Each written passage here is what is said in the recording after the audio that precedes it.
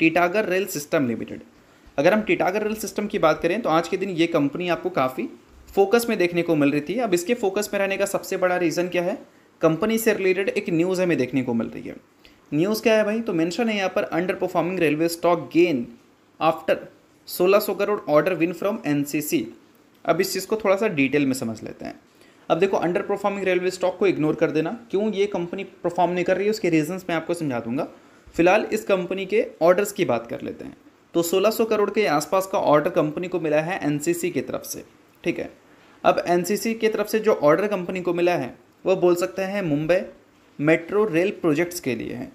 अब इसमें कंपनी करने क्या वाली है भाई, तो फिलहाल ये जो कॉन्ट्रैक्ट है, इस कॉन्ट्रैक्ट के बदले ये company design, manufacturing, supply, installation, integration, testing, commissioning of rolling stock, ये सारे चीज़ें कंपनी करने वाली है।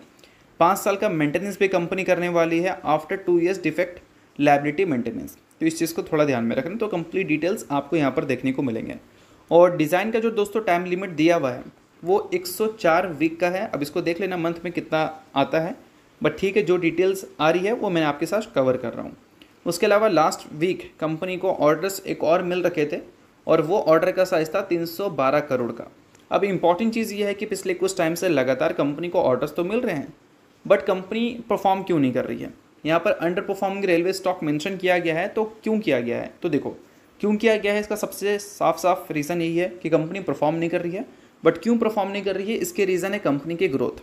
अब देखो, पिछले 5 साल का CAGR जब देखेंगे इस कंपनी के, रेवेन्यू का देखें या फिर प्रॉफिट का देखें, दोनों इंप्रेसिव है, नो डाउट। 3 साल का भी देखें तो इंप्रेसिव है, बट पिछले 1 साल का देखें तो कंपनी का ग्रोथ रेट कहाँ गया, नेगेटिव हो चुका है प्रॉफिट में और 0% हो चुका है रेवेन्यू में।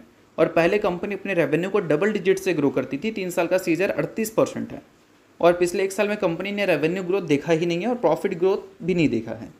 तो ऐसे टाइम पे कोई भी कंपनी परफॉर्म कैसे कर सकती है, बेसिकली उन्हीं कंपनी में परफॉर्मेंस दिख सकती है ना जो कंपनी को ऑपरेटर ऑपरेट कर रहे होते हैं। बट ये कंपनी को ऑपरेटर तो ऑपरेट नहीं करते हैं, तो इस वजह से कंपनी ग्रोथ के बेसिस पे चलती है और ग्रोथ कंपनी का दिखा नहीं है। तो इस वजह से कंपनी का जो एक्सपेंसिव वैल्यूएशन एक टाइम पे दिखता था वो फिलहाल काफ़ी ज़्यादा करेक्ट हो चुका है, इसी वजह से परफॉर्मेंस नहीं आ रही है।